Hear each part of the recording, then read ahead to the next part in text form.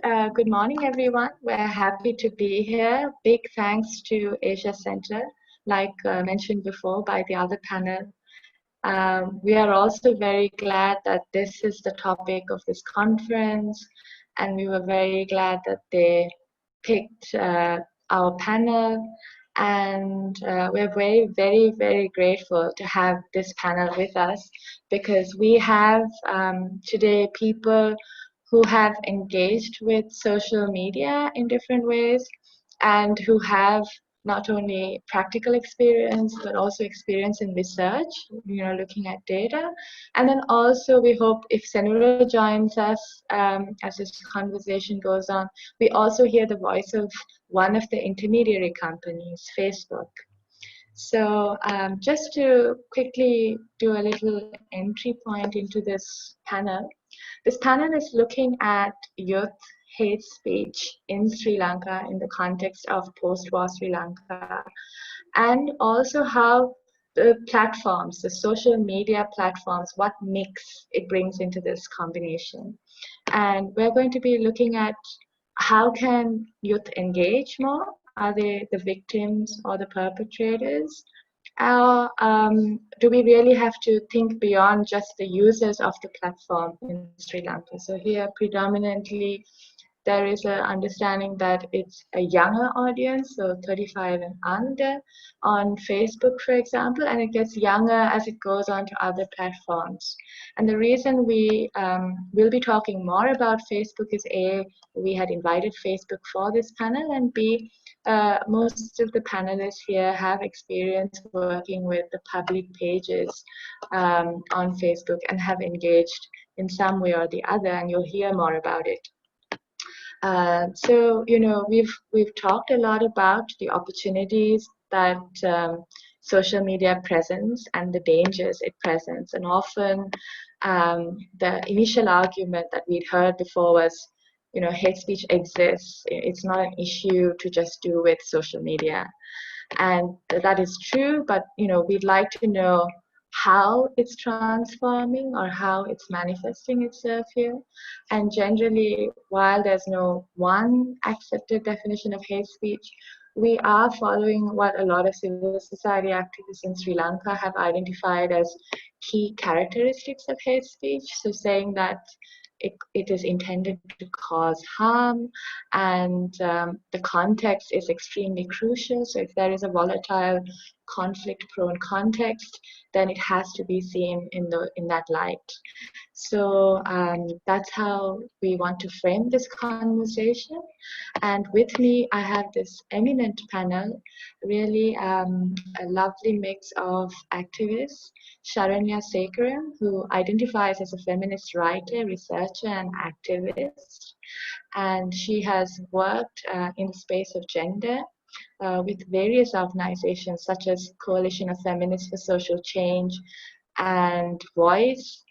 And also she is part of the Grassrooted Trust, and they manage, they're one of the managers of the Bakamono.lk partnership, which has been very active in the space of looking at especially social media and violence. And then we have Sanjana Hattotua. He is a researcher and special advisor for the Swiss-based ICT for Peace Foundation, and he's led many of the foundation's work from 2006 with entities like the United Nations and the International Criminal Court. Sanjana is very familiar us in this area because he was one of the first to ask the questions of what's the data behind this, what are the numbers saying, and try to articulate it in ways that were easier for us to understand and grapple with the gravity of this context. He's also involved in as he puts it very nicely, archiving inconvenient truths. And he is the founder of Ground Views, the first civic media website in Sri Lanka. Present, he's in New Zealand doing his PhD, and he is sorely missed in the Sri Lankan circles when we meet on discussions for social media, but thankfully we have technology. And then we have Nawaz. Nawaz is a close partner of our project, the Strengthening Reconciliation Program. And Nawaz is the country director of SFCG. And he has been one of the primary people who helped set up Search for Common Ground in Sri Lanka, Maldives, and Afghanistan. He's also was a former member of the government Civil Society Reconciliation Communication Steering Committee from 2016 to 2018. And regarding social media, he has championed closely initiatives like the We Lanka community and public campaign, as well as cyber guardians, or the use of mobilizing influencers for social media engagement. So we'll hear more from him about that, I hope. And then finally, we have Senura Abewardana, who is the public policy manager for Sri Lanka Facebook. And Senura hasn't joined online yet, but we're hoping that he can sort out the technical issues he's facing. And Senura is part of Facebook from 2018 onwards, which is a crucial year for us in terms of Sri Lanka and engagement with Facebook. And prior to his Facebook appointment, he was practicing as an attorney at the Superior and District Courts. So this is our panel. And let's jump. Hi, Senura. Great to see you. I was getting a little worried.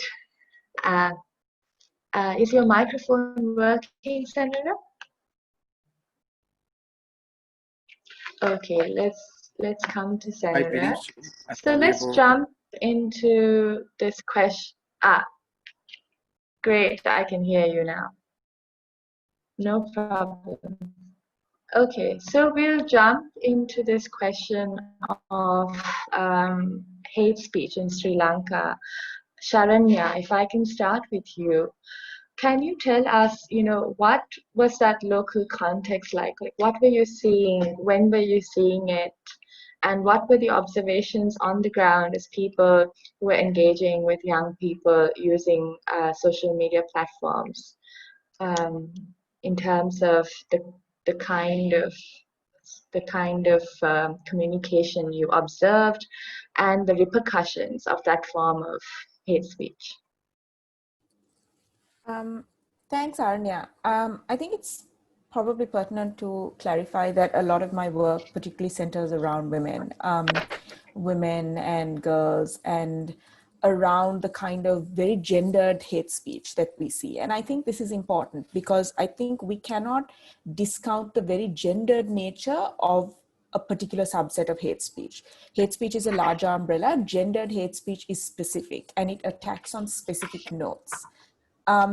So for example, when everybody was talking about, kind of what happened in 2014, when everyone was talking about the anti-Muslim sentiments that were rising, that subsequently led to physical riots, what we were disappointed to not see a lot of reflection on was that this attack was actually happening via women and via women's bodies, but because that often isn't classified as hate speech or recognized to be the beginnings of larger inflammations.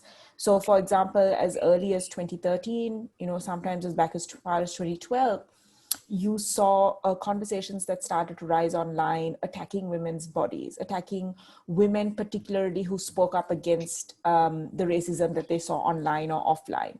So they would be attacked not just on the lines of, oh, you're not patriotic, or oh, you're not, you're anti-nationalist, or you're Western funded, or those things. They would also be attacked saying you're not a good woman. They would find pictures of them at events that presumably look like nightclubs and say, well, how dare you speak because you are a loose woman?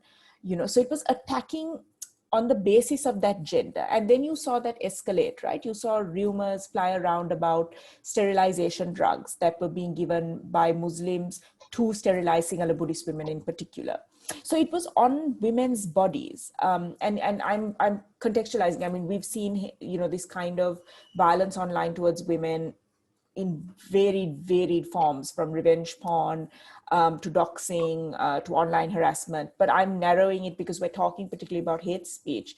And in the context of Sri Lanka, I think this was a particularly interesting case study because it really showed you how it really begins with the women. And it's not really acknowledged, because whenever violence and hate begin, it begins with those who are most marginalized. And with the women, it's brushed off as, oh, well, you shouldn't have had those pictures online anyway to begin with. You know, this is natural, this is normal. Of course, people are going to attack women. If you're going to put pictures of yourself, or, you know, in a bikini or dressed this way or at a club, you're opening yourself up to those attacks. And then when it escalates, you know, then suddenly we care about it when it escalates to a wider audience. But why is it that we don't really look at it at that point? Because the second thing I just want to say on this was that it was also very, very young men. You know, when we tracked some of these comments, we had tracked some of these attacks, there were two divisions, right? There were older people, of course, but a lot of it was driven by very young men. And in fact, another example I can give you is around 2015, 16 maybe, there was a rise of a lot of younger women, you know, women in their late 20s, early 20s, who were talking a lot about feminism and talking a lot about misogyny in Sri Lanka. And we stumbled upon, or we were alerted to a private Facebook group that was called, I remember it was along the lines of Take Down the Feminists or something Sri Lankan Feminists. And this group essentially would find a link to women they had identified as feminists and identified as vocal women. And whenever they posted anything or commented on a public post, this link would be pasted in the group, and this group of young men would descend particularly to attack these women.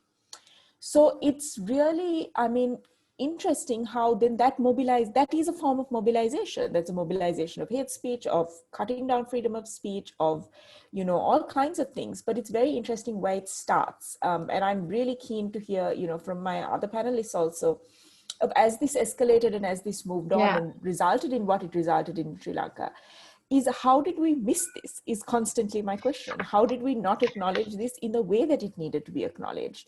Because it really did start then. Now looking back, we have the benefit of hindsight, but what did we miss at that point that we didn't recognize it as the starting point?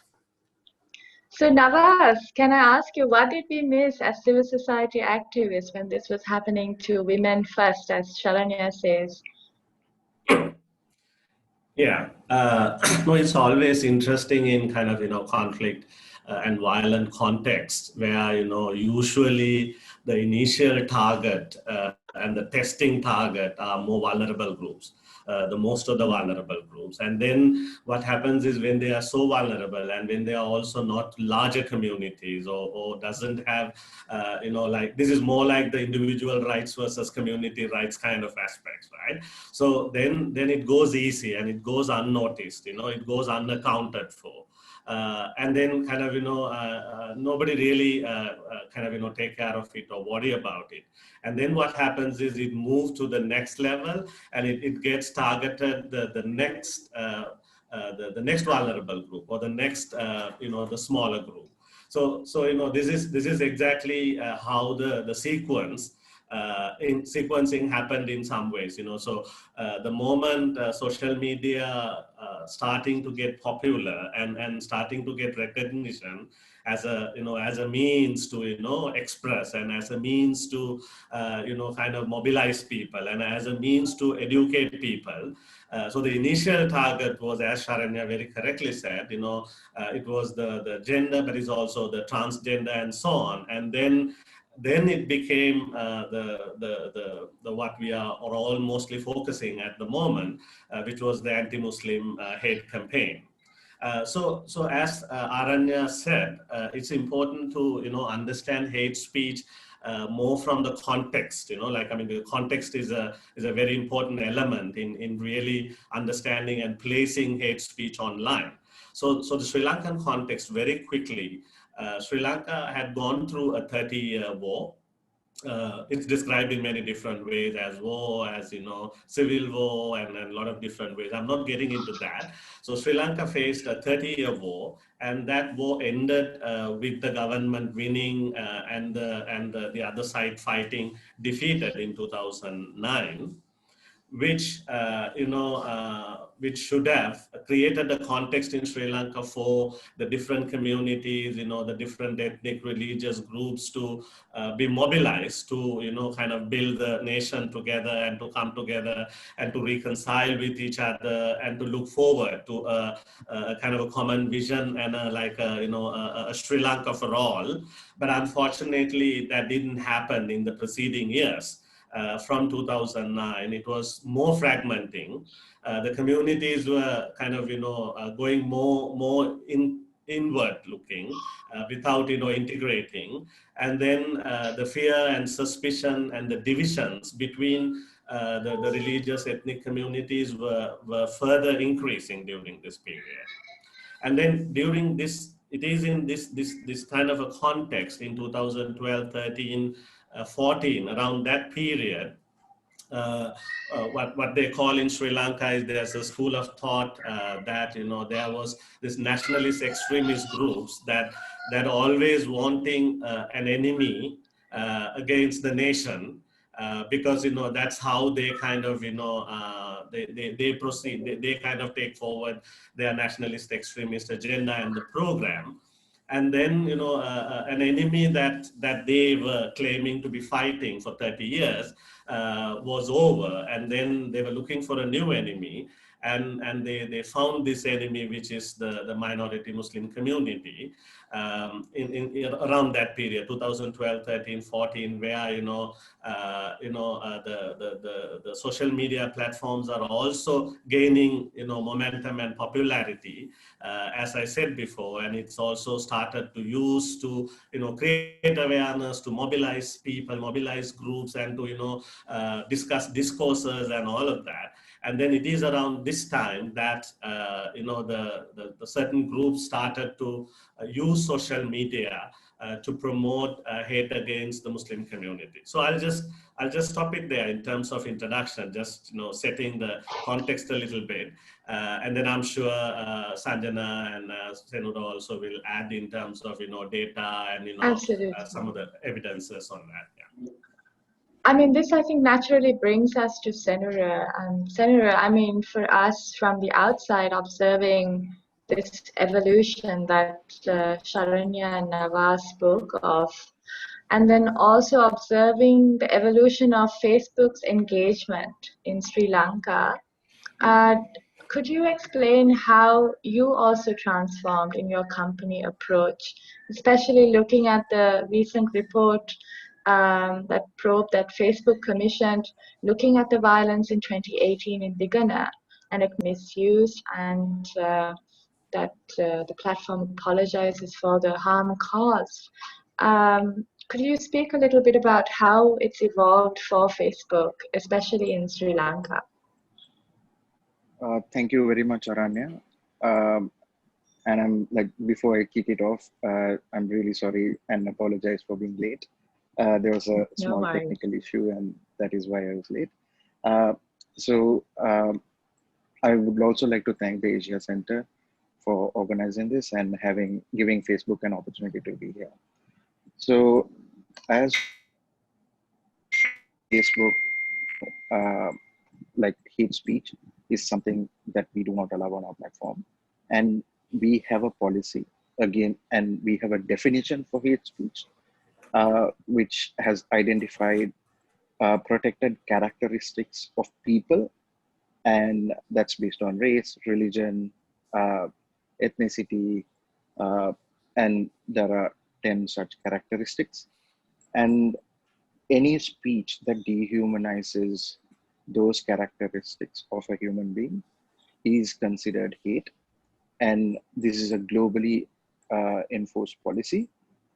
And when people report content to us, we review that speech, and if it violates our hate speech standard, as per the definition, we remove such content. So that is from the policy side of things. So in Sri Lanka as well, there was an issue in 2018, and immediately after that, we commissioned a human rights impact assessment in Sri Lanka.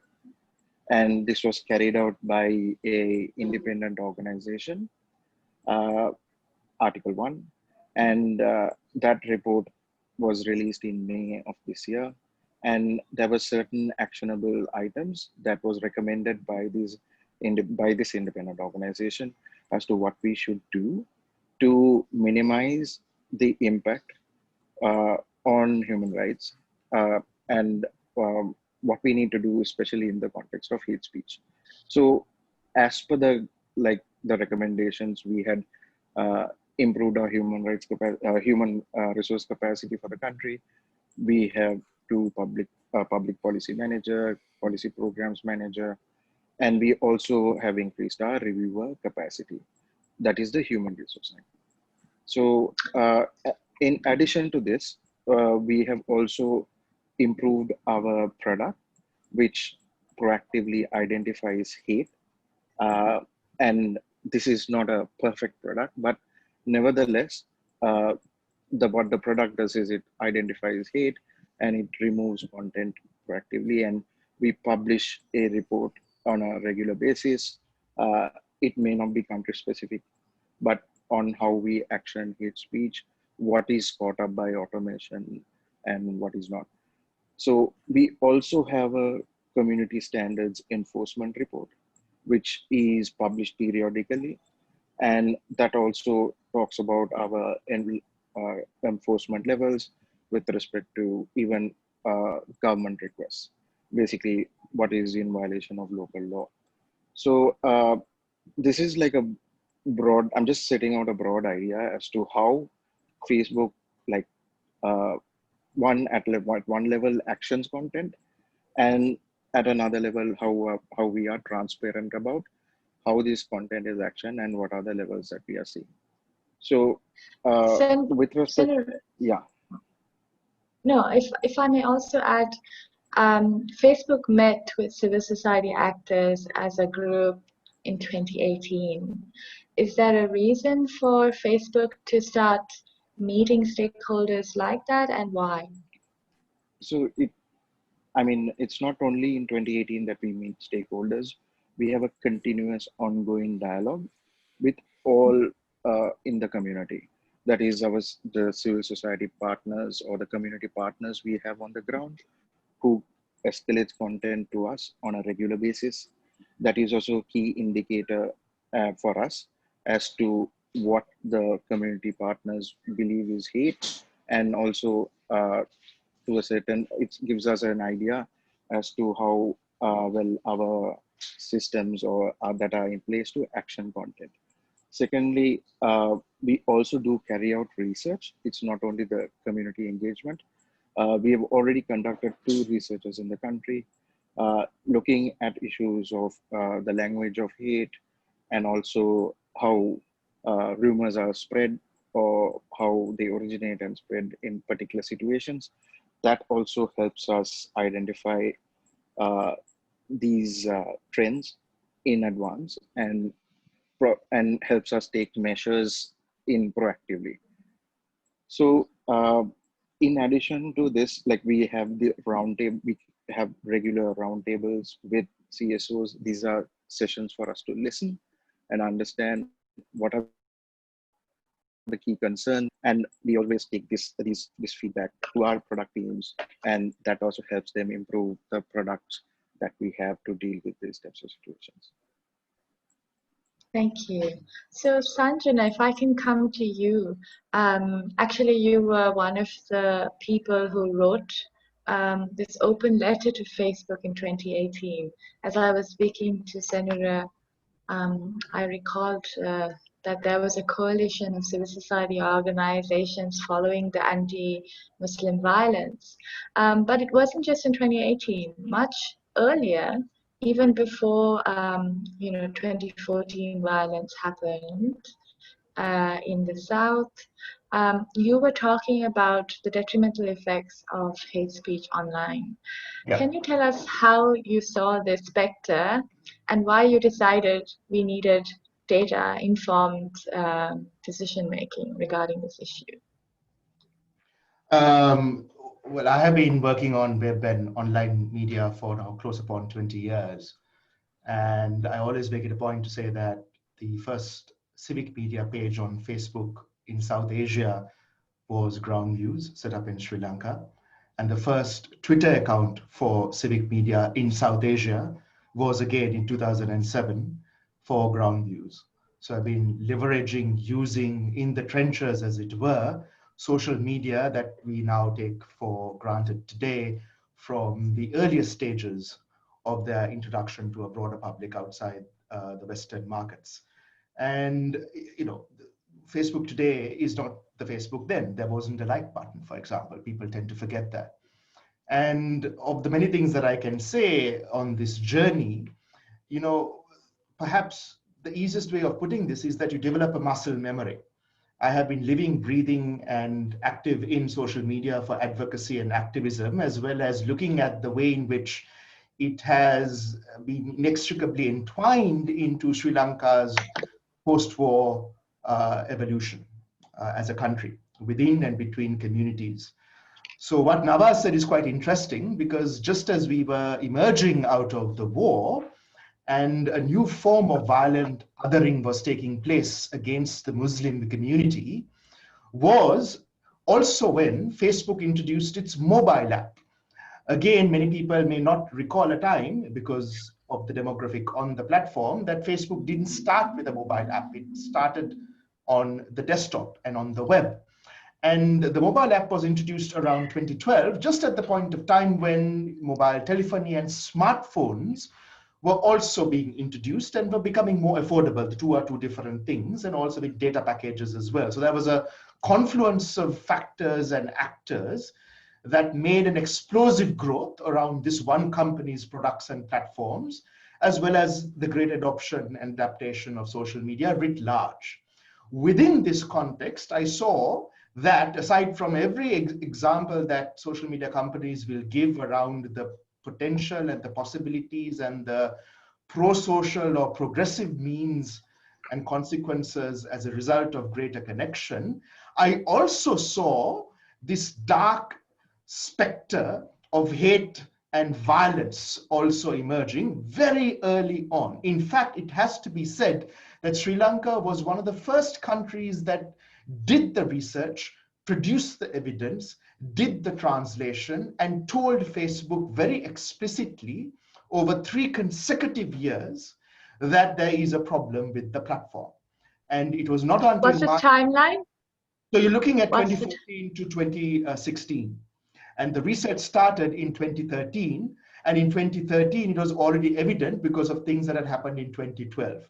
And for those unfamiliar, this was a time when very open, kinetic, physical manifestations of violence against Muslims by Buddhist extremists and extremism was taking place in Sri Lanka. And just to segue into what Shara said, and Sharanya mentioned, one of the first instances of very specific violence against women and girls on Facebook was around this incident where there was an entity called Buddhists Questioning BBS, the Buddhabala Sena. Again, the BBS in Sri Lanka is the equivalent of Mabata in Myanmar, which is the easiest way of actually introducing it. And they had a rally, a violent, peaceful, candlelit vigil in Colombo, where it was really quite curious. And the first time it had happened, individuals partial to the BBS took photos of those who were at the vigil, especially the girls. They either manipulated them and photoshopped them, or they what you call doxed them by looking at their public profiles. Most of them were school children. Some of them were young adults. Some of them were activists. And this was a time when Facebook didn't have the kind of privacy safeguards that you have on the platform today. And they put all of that information out into the public domain, which of course was a real problem for these young girls and women in particular. And I bring this up for another reason. In 2014, Facebook didn't have any translation of whatever that they had in English around privacy safeguards and safety. And an organization, Sri Lanka Unites, which is a pan-Sri Lankan youth organization working on peace and reconciliation, got in touch with me because they were extremely concerned for their cohort of very young people, including people in school. And I wrote, and it's still up as a Google document, the first public safety guide for Facebook that was translated into Sinhala and Tamil, essentially doing what the company should have had at the time, but did not. So in a sense, that's kind of my calling card as well into this domain of trying to get just one company up to speed around things that had already overtaken its capacity and competency and human resource investment years before it directed those resources around the weaponization of the platform. Currently, what I do, and I don't want to take up too much of time, is kind of what I have been doing for the past couple of years, which is to look at through data and engagement around a very specific set of pages and looking at how those pages put out content, to whom, in which language, at what points of time. A way in which, not unlike a doctor would look at a patient and then ascertain the health of that patient, to look at Sri Lanka as a patient, if you will, and then see, to push the analogy more, what is the health of that patient at times of violent upheaval, like anti-Muslim riots, as well as times of political unrest, like elections. And in that respect, one of the, it's disturbing. Globally, as we know, and this is to flog a dead horse, the platform is struggling.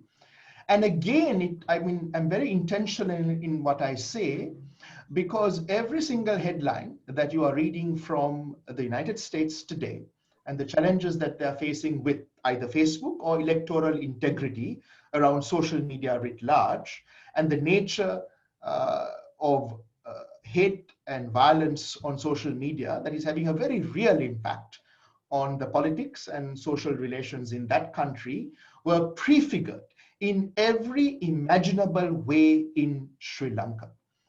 And that really has to be underscored. And the research and the evidence and the data is all there. We did the translation, we did the warning. And so, just today, as part of my doctoral research, I went back to a report that is in English, published by the Center for Policy Alternatives, looking at the 2015 parliamentary elections in Sri Lanka and the generation and spread of hate on Facebook at the time. And it's extraordinary the degree to which it still is so resonant, and of course, at greater scale and volume in the United States.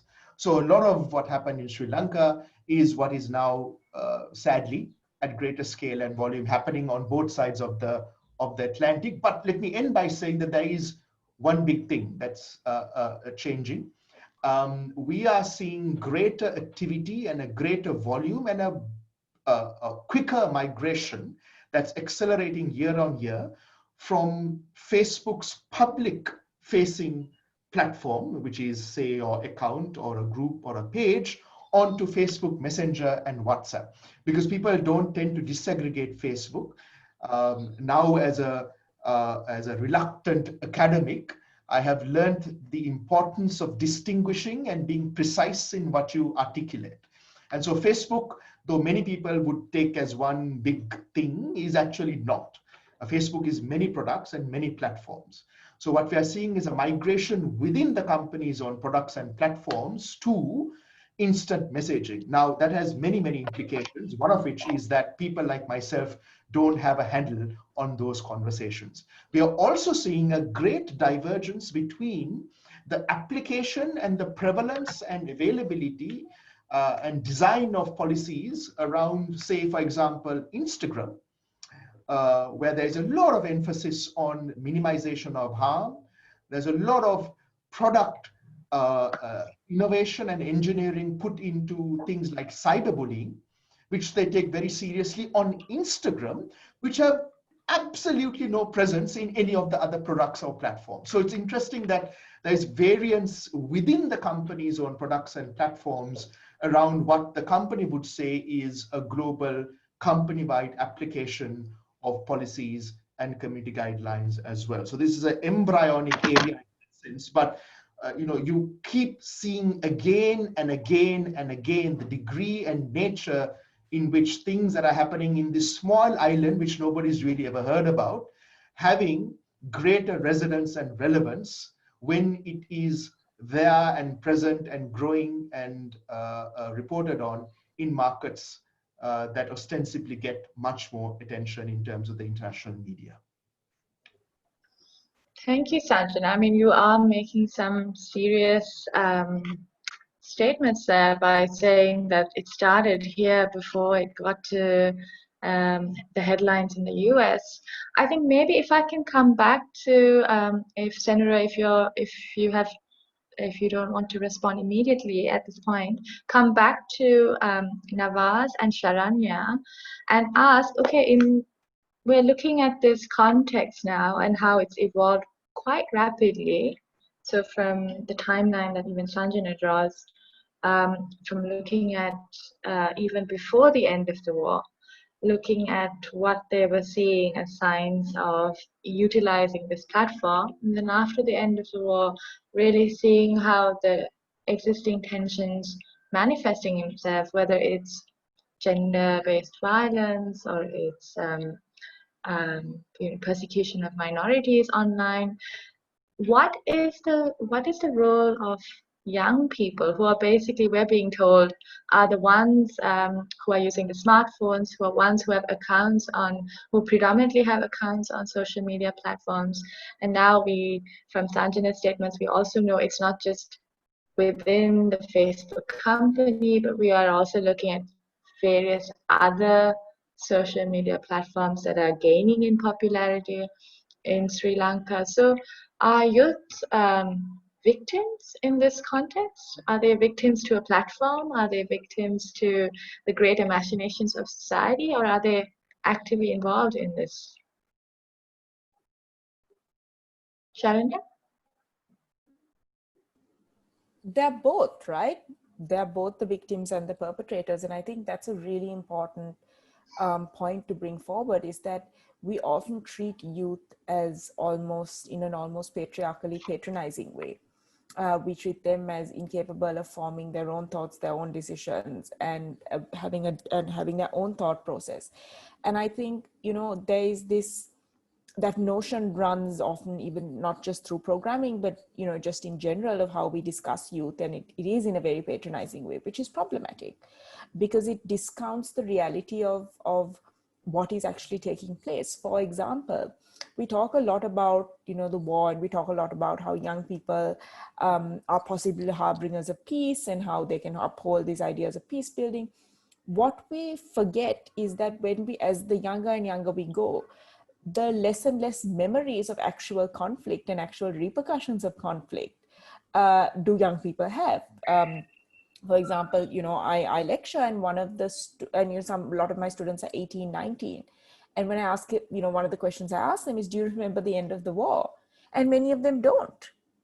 Many of them don't. Now, for somebody like me, approaching 30s, you do remember the end of the war because you were a teenager at that point. But you were also, older. A lot of these children were very much children. They were 8, 9, 6, 5, you're talking that age group. So for them, the conflict isn't a real thing. So they don't, it's a story they've heard. It's almost a myth that keeps being alluded to, but they don't have any real understanding of it. So we need to also understand that context in which youth exists. The second thing is, I would say we have to make, there has to be an intersectional lens which is applied to this conversation, right? Because even when you talk about something as simple as access, who has access and how much access do they have? So if you're talking even a gender dimension of access, many young women don't have the same access to online platforms, to smartphones, to data that young men do have of the same age group. And then that changes when you add ethnic lenses, when you add economic lenses. So it's also really important that we stop talking about youth as a homogeneous group and as a group that's all the same and thinks the same and functions the same, all because they happen to have been born in a similar time period. There are a great deal of variations, and it is imperative that we are intersectional in this analysis of youth. And the final thing I will say is that we also need to, how do we approach youth is, I'm amazed continually at how little we have done to change formal education structures to respond to this. We still treat the internet as a thing that's going to go away at some point. It's this thing that exists that's going to go away. IT is still a separate subject in classrooms. And, if you really look through our syllabuses, even in private schools, there's not a lot of conversation about actually what does it mean that the internet is now part and parcel of our lives and it's a part of how we do things, right? It's always treated as separate. It's always treated with a disconnection, which is really, really a big issue, because if you are not teaching young people responsibility the same way we teach them 2 + 2 is 4 and expect them to know it's 4, why do we not teach them privacy settings? And why do we not teach them what the internet means in their lives, what it means to interact with people online? How do we, what is the overlap between the online and the offline? Because this is not some phenomenon that happened in the 90s. And it's not like when we were growing up in the 90s, right? When dial-up was, is this going to last? Is Facebook even going to be a thing? Is the Kindle going to survive? They've all survived. They are now a reality and a part of our lives. And we need to start addressing it as such. Because even today, schools, an appalling number of schools, if not all schools in Sri Lanka, either have banned access to social media platforms, which is ludicrous, because as we know, banning doesn't do anything. It just results in young people using it without any guidance and without any, proper information. Or they're like, that's a private thing, that's a fun thing, that has nothing to do with syllabuses and serious education. And then we kind of sit back in surprise when these things manifest in the way that they do. And we're like, how did this happen? Well, it happened because we don't talk about it at the times it needs to be talked about. We don't include it in formal education structures, just as we feel it's important for you to read Oliver Twist when you're 14 and 15. It is important for you to know what Facebook privacy settings mean in your life. And it does matter. So I would say, yeah, they are both the victims and the perpetrators, and we need to really relook at education and how we include these conversations in formal education structures. Yeah. So Nawaz, even in your work. Yeah, sorry. So, yeah. So we actually started to look at young people, and from a number of different angles around this context. So one, we clearly realized that the new users and early adopters, it's mostly young people, were in kind of 2 categories. One category was, or the larger category was, without social media literacy, and still it's a big problem in Sri Lankan context. So lack of social media literacy and understand, how it operates and, what you use for and all of that. The second issue we saw was... By social media literacy, Nawaz, you mean exactly to what extent? Like, yeah. What do I mean by social media literacy is, responsible use of social media. So it's not about whether I know to use the platform, whether I know to like, whether I know to share. It's not that. It's more about, kind of responsible, because, responsible use of social media, because this is where a lot of the challenges, lie. Because, maybe Senura might touch on this, the challenge is also between freedom of expression versus hate speech, right? This is a big challenge in terms of, social media and hate speech. The everyone working on hate speech in social media, one of the biggest challenges about where to draw the line between, freedom of speech and hate speech. So it is in that context I'm talking about, social media literacy. So that's one aspect. The second aspect, as Sharanya very correctly said, there was a good percentage of young social media users who are, very passive sharers of content. And a lot of them share even before they read. And only thing they need is it need to come from a source that they like or they trust.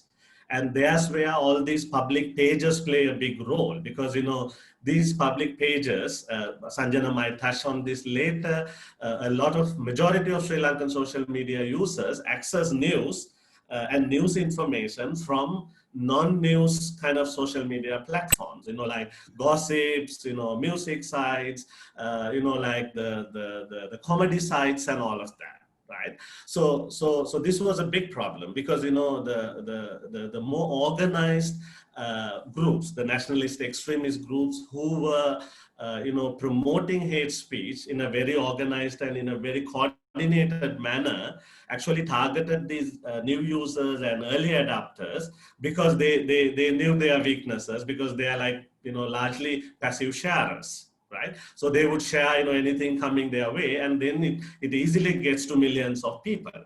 Right, so we saw that as the second problem. The third problem we saw was that, as Sharanya said, the young people also had the power to really, kind of spot this and to counter this based on what they know and based on, what they believe in, and because, a lot of the social media users are also, it's about, feel good, I mean, you need to feel good about, what you do in social media. So we actually targeted that feel good space and that feel good momentum the young people had to kind of really work around it. So what we did was we actually did one, we worked on, creating social media literacy, mainly kind of, help them understand, how to be responsible in using social media, understanding community standards of various platforms, and, how to identify, when there's, either fake news or hate speech and stuff like that. That's on one hand.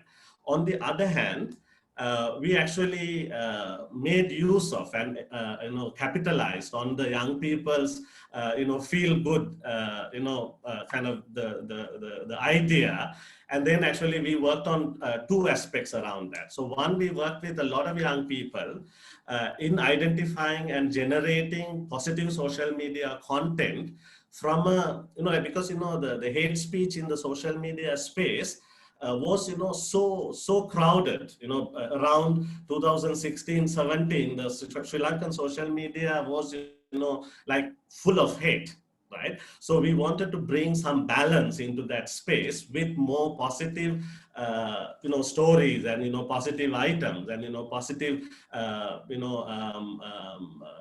expressions to kind of counter. So counter is not just adversarially countering hate speech. It is also balancing the space, right? So that is one. The second aspect, we worked with Sanjana, probably might touch on this a little bit later, because he monitored and he also observed this group of young people we worked with, social media influencers who already had public pages which had larger reach.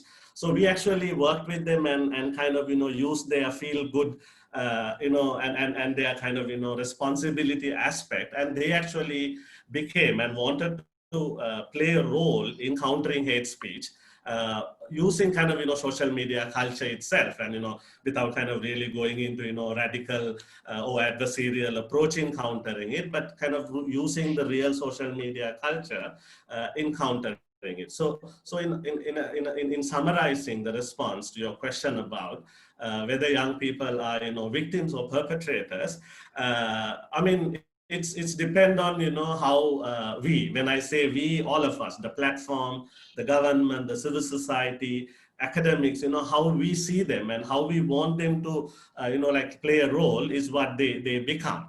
So I mean, because they have this like very powerful and very interesting, like very how to say, very tempting tool in their hand, right? And so they're so excited, right? And then that excitement. I mean, I clearly hear this excitement also, when I see the work. Could you tell us a bit more about the context in which you were working when you talk about these youth initiatives? I believe it was after the Easter Sunday bombings that happened in Sri Lanka that destroyed churches and hotels in 3 districts. So how do you, I mean, you obviously have a strategy. You're saying this communication has to be different. It has to work with the USP of the social media company itself. Like, what is it about the platform that people like, and we have to engage like that. very creative. But if you're in this kind of context, which is high prone violence, high tension, where there was a lot of suspicion, a lot of fear, and reprisals against Muslim communities for the role of a few extremist Islamists. So how do you do it in that kind of context?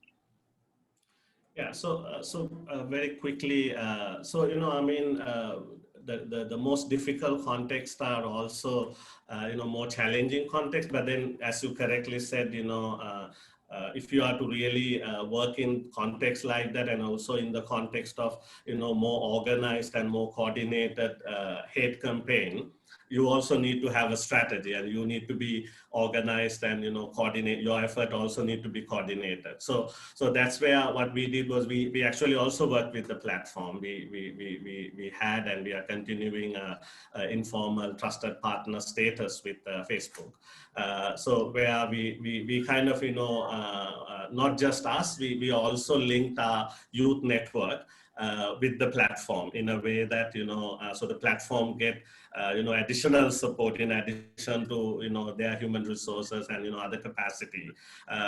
So that was one way that we were working. Secondly, as I said before, what we did was we actually proactively looked for positive stories within that very, high tense situation. And we brought out stories where, a Buddhist temple was hosting iftar for Muslims in a kind of a multi-ethnic area within Colombo, where in the neighboring areas there were, active violence happening.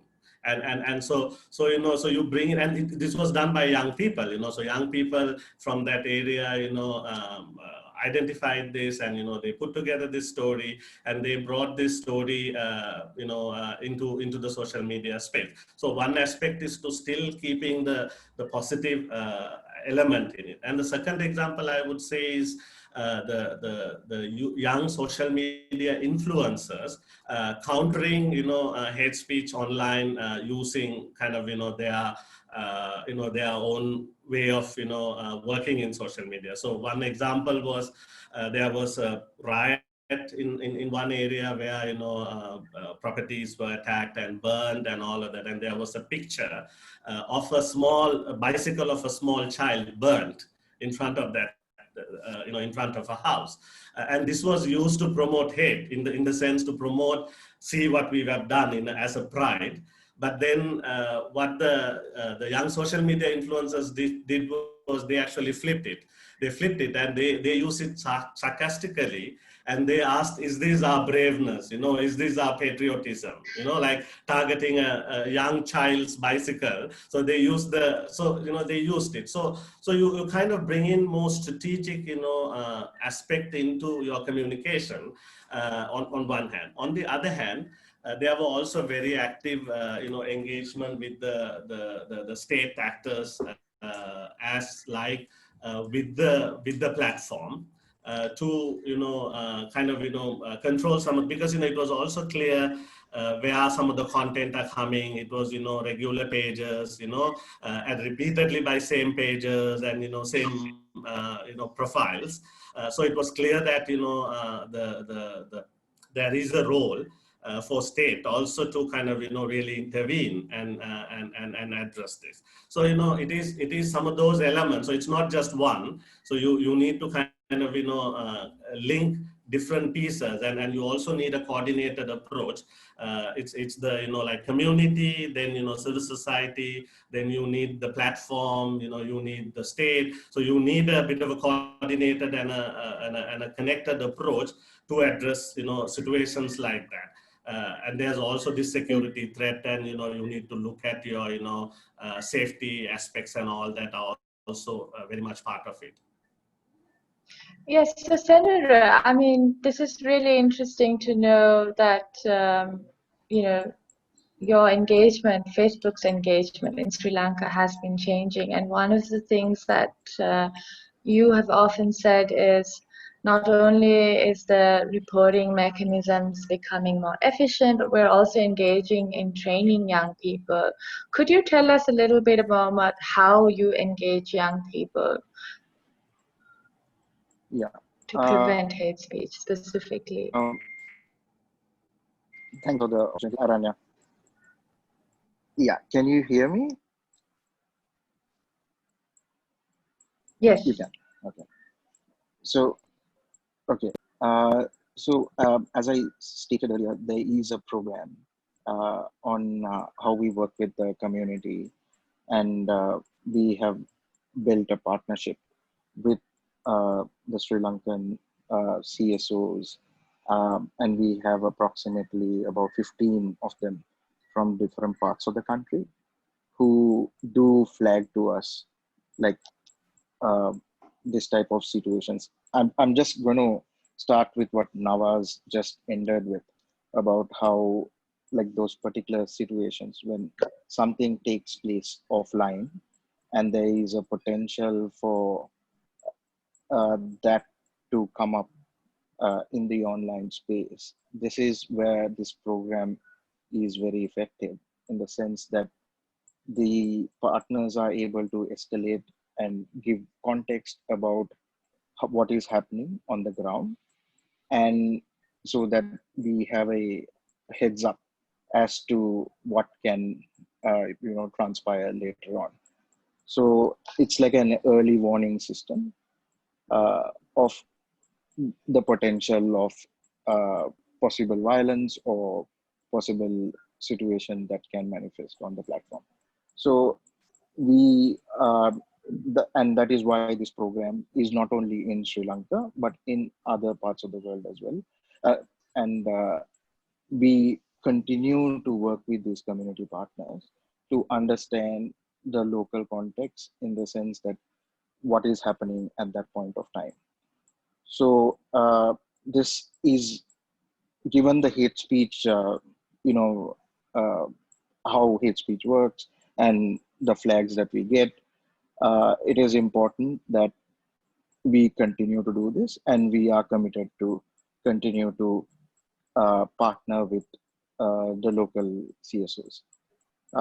Similarly, I just want to touch on what even Sanjana just uh, emphasized on, and this is not a problem that we recognize is only limited to Sri Lanka. It's a global issue, and this is something that we take very seriously, not only on Facebook, as you know, Facebook, Instagram, WhatsApp, and Messenger. And the disaggregation is also important, as Sanjana mentioned, when you look at the different applications that are there. And it's not limited to these four as well. There are other applications out there which can be used in this way. So if you look at like what we have done with WhatsApp or Messenger with respect to virality of content, like we've introduced certain features which limits how many a message being forward to X number of people. Basically, there's a forward limit on Messenger and WhatsApp in Sri Lanka as well. So that also works as a breaker, as to how fast this information spreads. So this is one strategy to reduce the virality.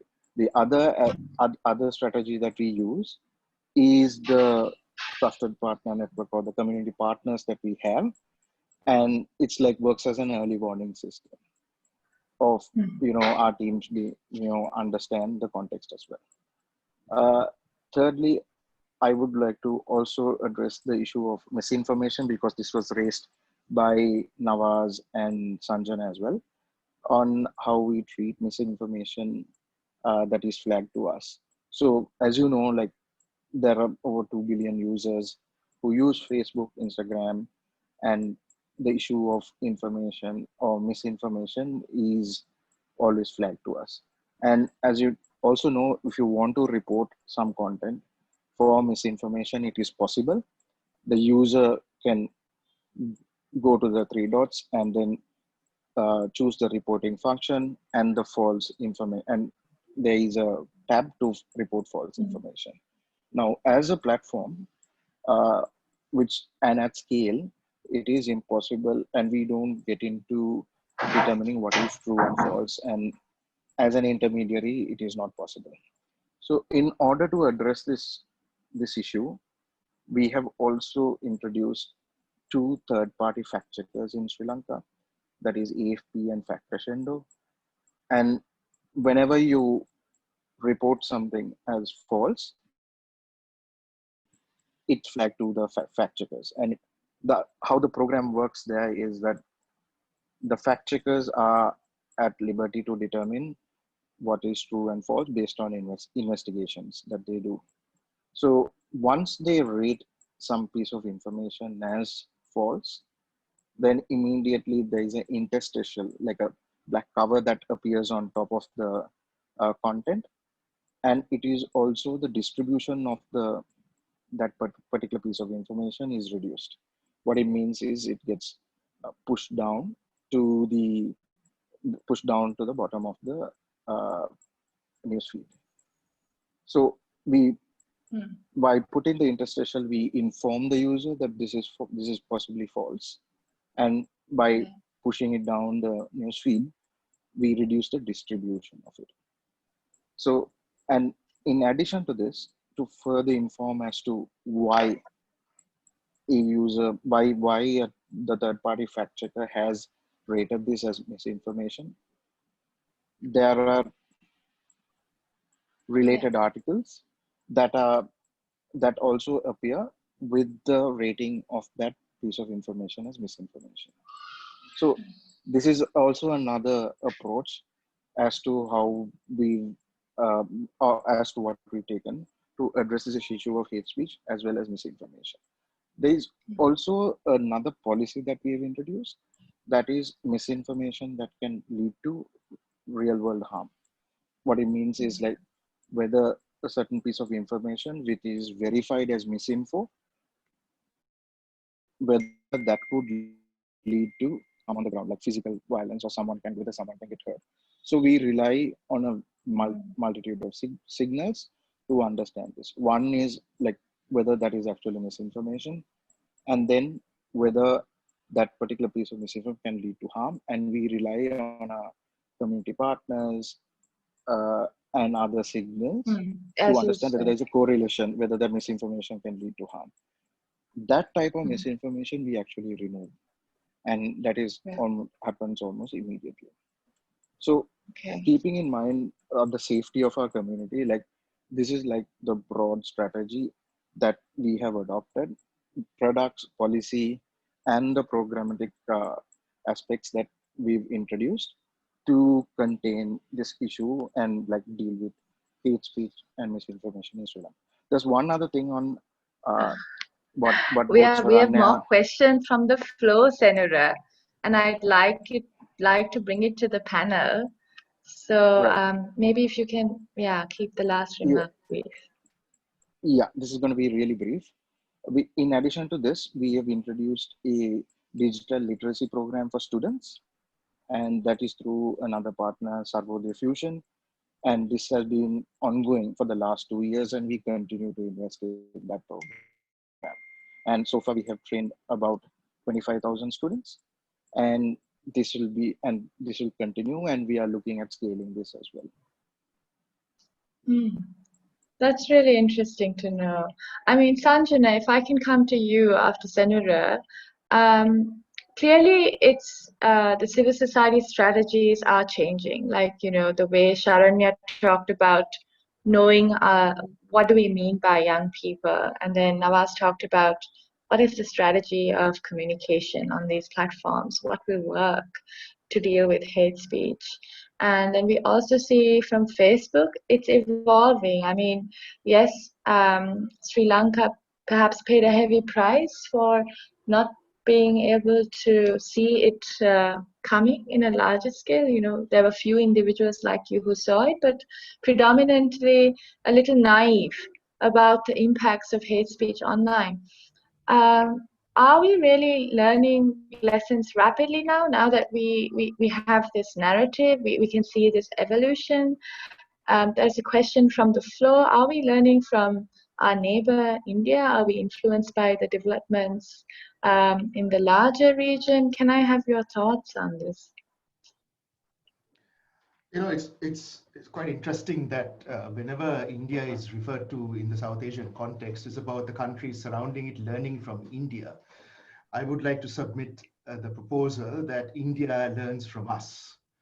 And that if you take a historical timeline, for better or for worse, the political entrepreneurs and the adaptation and adoption of internet, web, and subsequently social media platforms for political communication, social communication, and both the pro-social and illiberal and violent users saw first expression, examples, utilization, leveraging, manufacture, production, and promotion in Sri Lanka, not in India. And that's an evidence-based answer for any serious academic. I think social media companies looking globally and regionally are obviously seeing how one market influences another.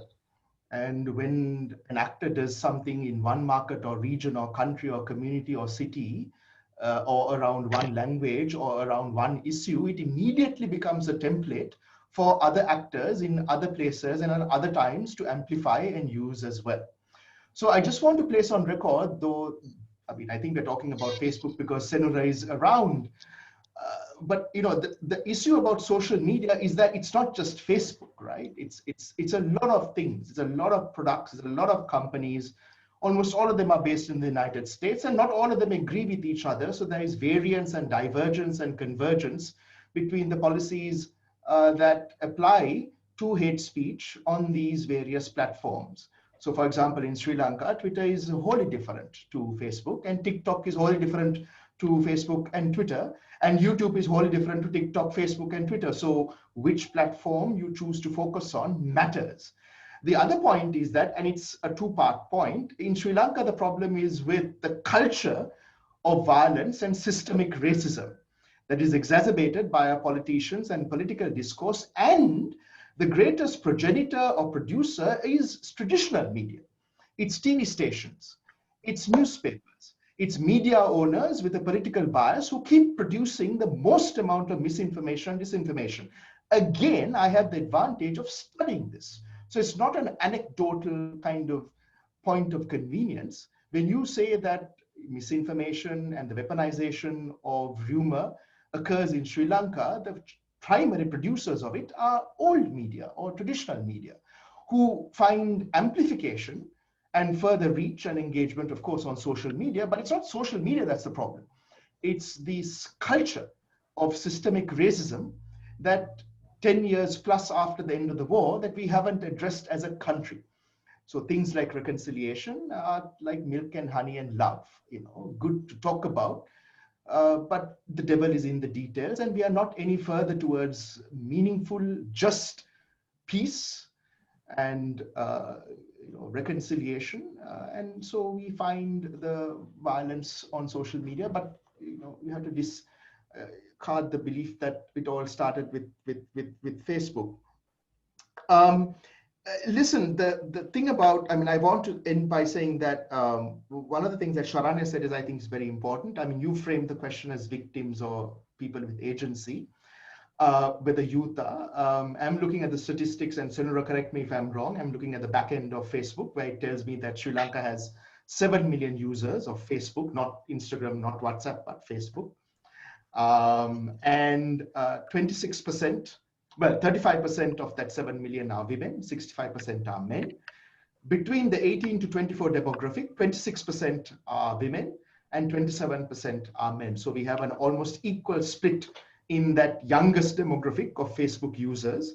The 25 to 34 demographic is different. We have 37% men and then 39% women. So it's generally a younger demographic, but the youngest users, of course, we know in Sri Lanka are those on Instagram. My son, who's 13, for example, is on Instagram, because I think at 13 you can create an account legitimately and legally, even though, as Shara would say, there are a whole ton of younger people on Instagram using it, and they find a way. So when you're talking about Sharanya mentioned this point, and I'll end there by saying that this point about memory is really interesting. We do a really horrible job at history and its its communication in schools today. Our syllabi are awful and our pedagogy is outmoded and outdated. So what you're seeing is something really interesting.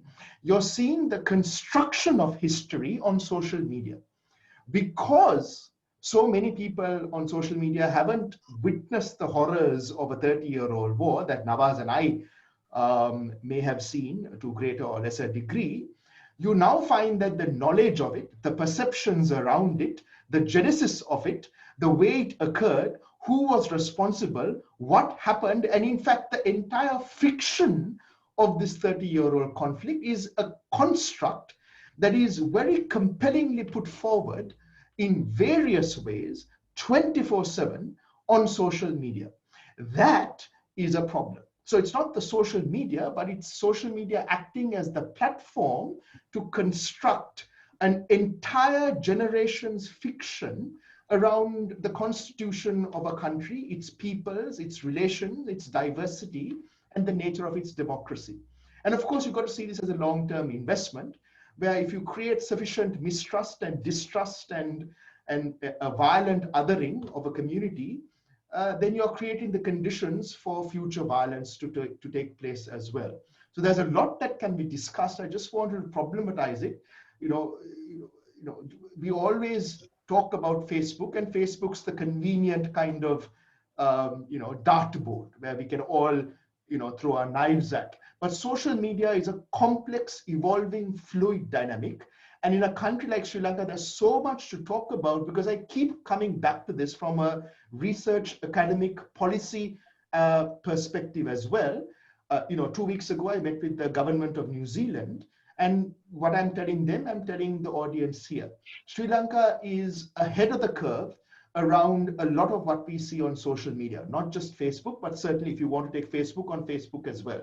And it is vital, not for for us to always say that other countries are leading the innovation, good or bad, around this, but for a lot of the people looking at this problem from a global perspective, to look at markets like Sri Lanka, and we are not alone, Myanmar as well, that present issues and challenges and problems and trends and signatures that are a harbinger of things yet to come and emerge in markets on both sides of the Atlantic. I cannot stress this enough. We cannot be discarded as markets that are out of sight, out of mind. In the social media domain and in the landscape of challenges that these companies are dealing with, we have we pack a punch above our market and our weight and our geographic size. Thank you, Sanjana. Sharanya, since Sanjana referred to you quite often, I was also thinking, there's a question from the floor from Senura saying, for Senura, and maybe you can also take it, which is, what are the future opportunities for us? How do we, clearly we are an important case story. Sanjana mentioned that there are these linkages around hate speech between Myanmar and Sri Lanka, looking at Buddhist extremism. So are the others linking? So are the people working on good speech? Like the Nawaz's campaigns, are they working together? How are they working together? I think maybe Nawaz is better placed to answer that than I am, but I will say that, I think there's a lot of push, and a lot of things have changed on the ground by civil society activists to really address the systems and the structures that are in place to support issues of hate speech, cyber violence, and violence that exists online, but also is overlapping with the offline. So, for example, earlier this year, Women in Need, along with the Grassroots Trust and some other partners, released a standard operating procedure for the police to deal with cases of online violence and harassment aimed at women. And the reason this came about is also because we tend to attack a lot of these systems and structures without really understanding that they are also coming from the same background, the same lack of training, the same lack of understanding that many of us are approaching this with. Right? When you go to many police stations in Sri Lanka, you'll see that IT is definitely not a consideration within local police stations. They barely have a functioning computer, much less the technical know-how to understand some of these great things. So these issues, with gendered issues, we realized they kept getting pushed to higher levels of police, such as the CID, which would then get backlogged and overwhelmed with cases. So there was also a lot of having to work, it's easy to attack the system, but there's also that need to work with the system to say, how do we improve responses? How do we improve the systems and structures that are in place to respond to this kind of thing? Because it is a new area, right? So there are a few things that play into this. One is, like we've said, this is a new area. I was, in the previous panel, I was hearing where they were saying 10 years ago, this wasn't even a conversation because it didn't really exist in this way. And then you add the layer of the fact that it is not seen as legitimate violence. Online violence or hate speech that happens online, particularly towards women and girls, is not seen as real, because what the argument is, block them and move on, or the piece of inflammatory, the post has been taken down. So we don't really understand or acknowledge the real life impacts that it has, or how it bleeds into we continue to view offline and online worlds as separate and not overlapping and merged, as it were. And then the third thing I will say is that I think we also have to understand, or we have to kind of battle against this notion that somehow hate speech can be countered by taking things down, or by blocking things, or by just not hearing it. And we really need to turn our focus to, do the kinds of work that Sanjana and Nawaz do, which is really to look at the root causes of it and to understand, because it's not happening in a vacuum. Like Sanjana said repeatedly, social media isn't the problem, right? It is our attitudes, it is our belief systems. Racism exists whether social media exists or not. Social media is the channel through which we have channeled some of these things. And it's really vital that we don't paint social media as the problem, because it is a vessel, it is a channel, it is not the thing which does the thing. And we really have to go back to understanding why these things exist, why they manifest, and how social media also is run by companies, that they are run by corporates, they're run by organizations. They're not things that, again, float and exist in a vacuum, right? There are layers to this that we also need to start unpacking and really acknowledging. Because at the moment we treat social media, we say social media is the problem, like some vague homogeneous group of things. But each, as Sanjana said, each app is different. How each app functions is different. The companies that own the app, their motivations, their politics, everything is different. And we have to start approaching it with a much more complex, layered, nuanced approach. Or we're absolutely going to fail in our endeavor here. Absolutely. Thank you all so much. I learned a lot.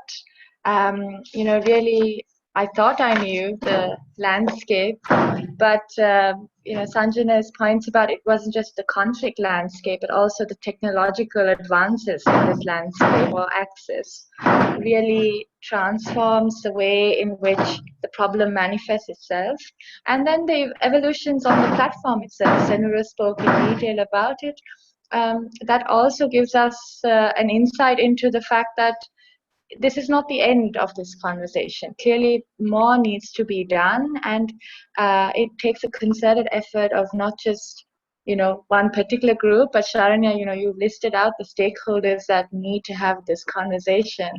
And Nawaz, you leave us with hope that these initiatives by young people, and the more we increase them, and the more we ensure that history is not left in the hands of fiction, but in terms of critical discourse, it's left in the hands of critical discourse, then we can look forward to a better future.